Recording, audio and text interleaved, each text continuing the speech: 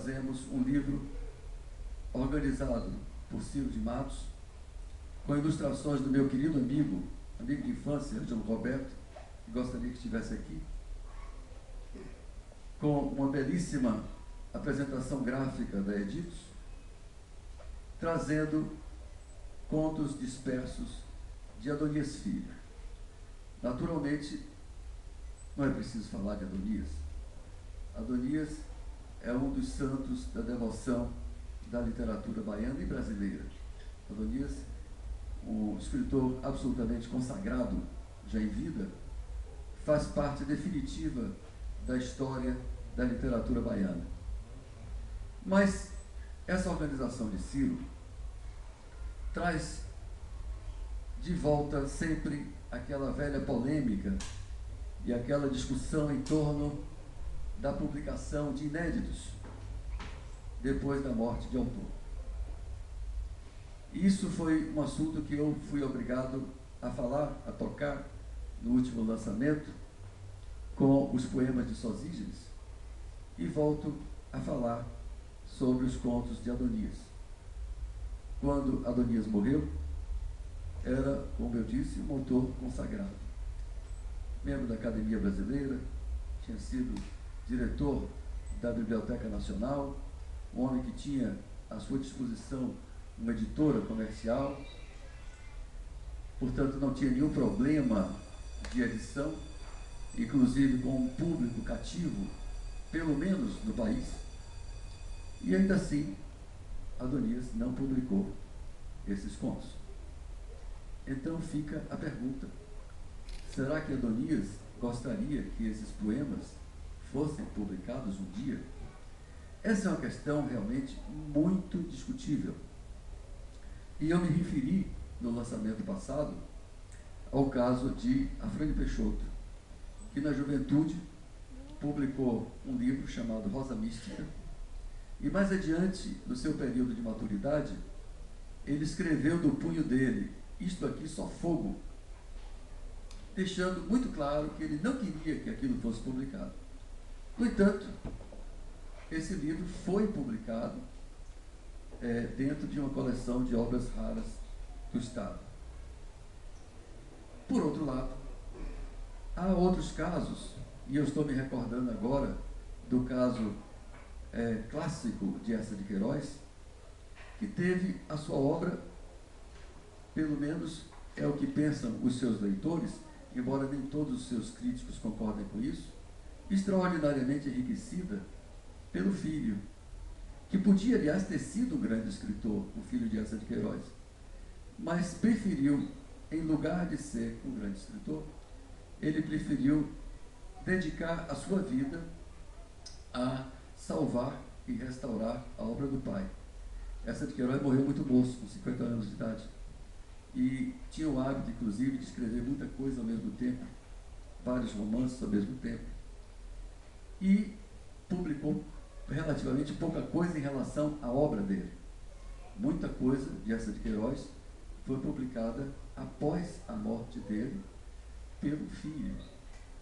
E não apenas publicada, aí é que é uma coisa interessante, porque esse, na época, moço, filho de Eça, que parece que tinha um nome igual ao dele, teve a ousadia de completar certas obras, o que é realmente uma ousadia extraordinária em relação a um autor do nível de Eça de Queiroz, da fama, do prestígio de Eça de Queiroz, pois ele completou certas coisas. Desencavou, encontrou, por exemplo, num baú completamente esquecido pelo próprio Eça, esquecido ou desprezado, fica sempre a pergunta, aquela obra-prima de novela que é Alves e Companhia, e publicou.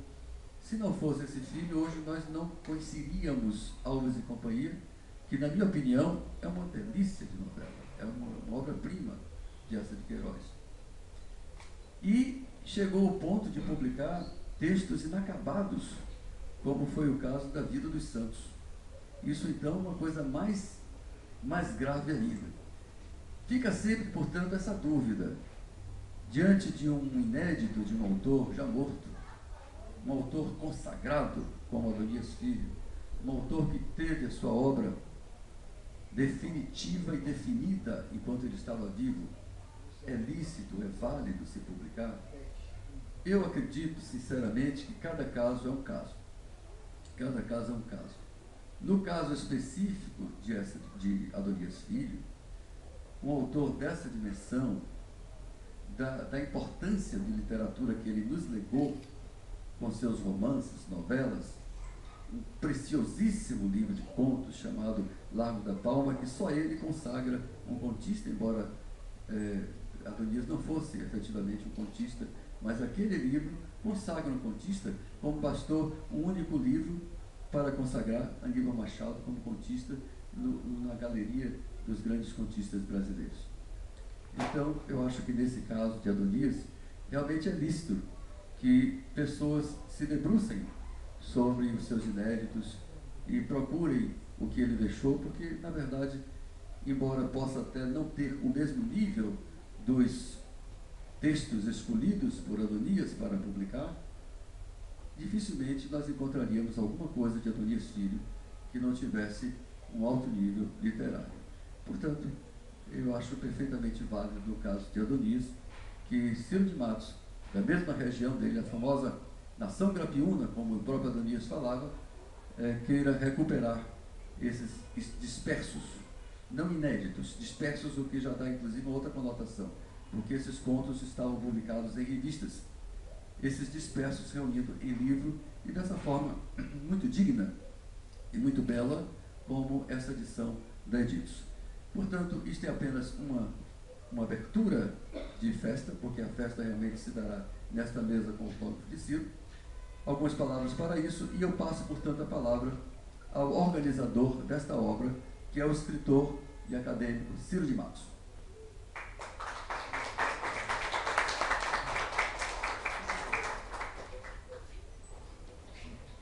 Boa noite a todos.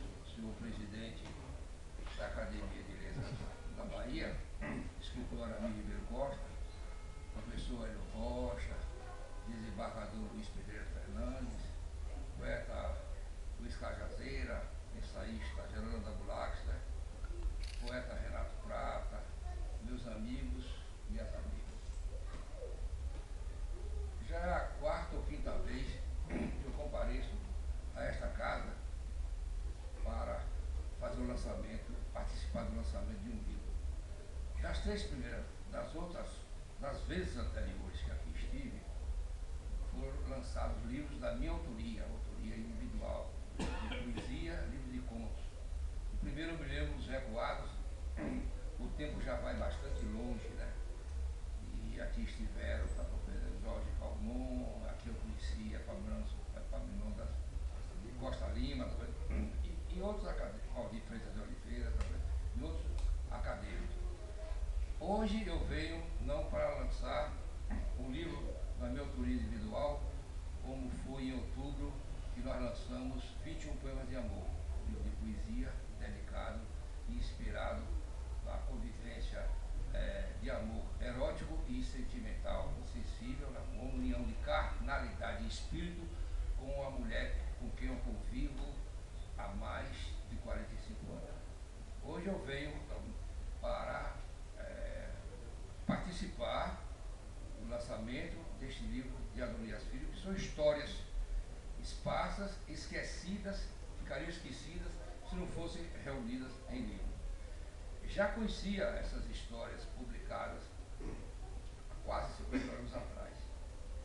E já conhecia, e as reli para ver se valia realmente a pena reuni-las em livro, e as reli ultimamente.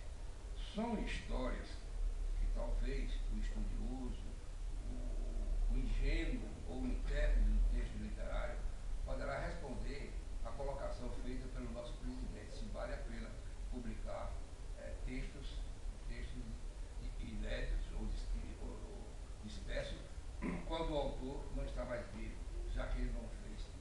Cada caso é um caso, como ele diz. Kafka não seria conhecido se não tivesse o amigo Max Brod para publicar todos os escritos dele.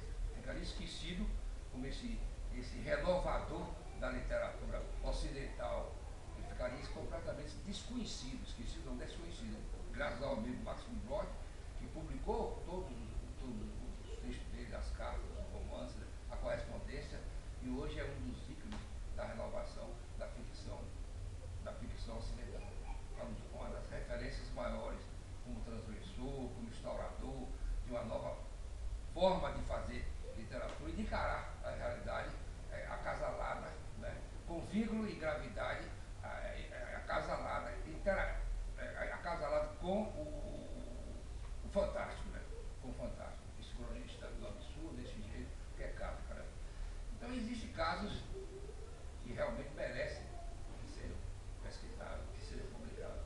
existem outros nomes que talvez o autor não quisesse publicar. Há casos também assim interessantes, de autores, já com a obra consolidada, com a sua dimensão reconhecida no corpo da literatura brasileira, e que ele risca da sua bibliografia o primeiro e o segundo livro dele, às vezes até o primeiro, o segundo e o terceiro, porque acha também que publicou aquele primeiro livro de maneira muito precipitada. Outros reescrevem esse livro. Aconteceu com Assis Brasil, aconteceu com Lígia Facundi Telles, aconteceu com outros tantos escritores, como Valdomiro Otrandorado, que riscaram da bibliografia dele os seus primeiros livros. E são livros bons. Esses livros, se fossem publicados, serviriam pelo menos para pesquisas de ensaístas, de doutores, de teóricos de literatura, de intérpretes de literatura, para fazer a comparação, o contexto da evolução do processo criativo desse escritor. Mas no caso de Adonias Filho, se me permite, tenho a impressão que o lance de reunir essas cinco histórias, que ficariam esquecidas, né? E que os filhos, sabe, com compreensão também, permitiram, me autorizaram que eu publicasse um livro, como também consultei ao Dr. Fred Ellison, que é um professor emérito da Universidade de Austin, é um dos grandes tradutores de autores brasileiros nos Estados Unidos, traduziu o próprio Adonias Filho, traduziu Raquel de Queiroz, Helena Parente Cunha, Afonso Romano Santana. Ele leram os contos que eu mandei para ele e disse: não, realmente isso aí já é o Adonias, não é um embrião de Adonias, é o Adonias que nós conhecemos nos seus anos livros. Acredito até que alguns dos contos que estão aqui seja o Adonias até muito mais equilibrado, em forma funda do que nos seus da morte. Então vejam, senhores, o que a Adonias nos diz nessa história, o Brabo e sua ilha. Tenho a impressão que é o primeiro texto de ficção, tenho a impressão que ele escreveu, tomando como motivação a região do Cacau, seja um embrião dos seus grandes livros que se passam naquela região. A trilogia, a famosa trilogia dos Servos da Morte, Memórias de Lázaro e Corpo Vivo. Aqui, o Brabo e sua ilha, já se vê o autor que deu dimensões míticas, a civilização do Natal, transplantou toda a tragédia grega para aquele relacionamento rústico, primitivo, bárbaro de homem e terra. Então veja como Adonias Filho termina esse conto, o Brabo e sua ilha, que é um conto que ele plasma todo o imaginário popular e conduz através de uma técnica moderna e nos deixa estagiado de como se deve fazer uma história, uma narrativa moderna. Porque Adonias é isso. Ele não faz a literatura como está na vida. Ele mostra como se deve fazer a literatura que está na vida. Ele é um escritor de técnica moderna. Ele é um escritor bem diferente de Jorge Amado. Mas que toda literatura é preciso que haja cada escritor com a sua própria impressão digital, né? Uns mais para a narrativa tradicional, de princípio, meio e fim, mais saborosa, sedutora, e outros mais colocando em exercício justamente as formas modernas de se fazer literatura. Adonias Filho usou muito a técnica cinematográfica, o flashback, né? Ele revolucionou. Ele é um dos transgressores da nossa novelista. Mas será que esse homem só foi apenas um escritor técnico, moderno? Não. Ele era um criador de linguagem, ele era um poeta da prosa e era também um homem que criava a vida. O que é que ele diz aqui, no último parágrafo dessa história, o Brabo e sua ilha? É impossível saber se foi naquele momento que o coração decidiu. Decidisse naquele momento ou não. A verdade é que a Índia arrancou a menina da esteira e, ante a surpresa de todos, saiu a correr pela porta dos fundos. Por favor. Eu vou repetir novamente. O final desse conto belíssimo. É impossível saber se foi naquele momento que o coração decidiu. decidisse naquele momento ou não, a verdade é que a Índia arrancou a menina da esteira e, ante a surpresa de todos, saiu a correr pela porta dos fundos. Seguiram-no o brabo e a mulher, aos tropeços. Na cara do homem, a aflição entre os gritos dos velhos. Quando a reviram logo depois, já tinha as águas do rio na altura dos peitos e, sob os braços suspensos, a menina chorava presa nas mãos que eram garras. O brabo, impotente em sua força de besta, soltou no rio. Era, porém, muito tarde. A Índia já desaparecera, arrastada pela correnteza. Mortas sua paixão e sua dor. Nos ouvidos, naquele meio-dia, apenas o rio roncando nas pedras. Também eu, como a gente mais velha de Itajuípe, termino por fazer sobre a boca o meu sinal da cruz. É esse o grande Adonias Filho. E já nessas 5 histórias, eu afirmo, sem hesitar um minuto, já demonstrava o grande escritor que ele seria em nossa literatura e que permanecerá enquanto viva for a língua portuguesa. Assim como foi William Faulkner, que há 10 ou 15 anos atrás foram publicados os seus primeiros contos. Ali a gente já vê a chama do gênio. Aqueles primeiros contos de William Faulkner, esboço de New York. Assim também é a Adonias Filho. Porque ele não reuniu, eu também me pergunto, meus professores, por que a Adonias não colocou esses contos deles, esses contos deles, nos livros dele? Eu me pergunto. Efetivamente, eu não tenho isso vermelho, fazer uma observação. Um pouco da minha experiência de leitor de Adonias Filho e de outros grandes escritores, eu acho que ele, essas histórias, depois você vai me dizer. Se der aquele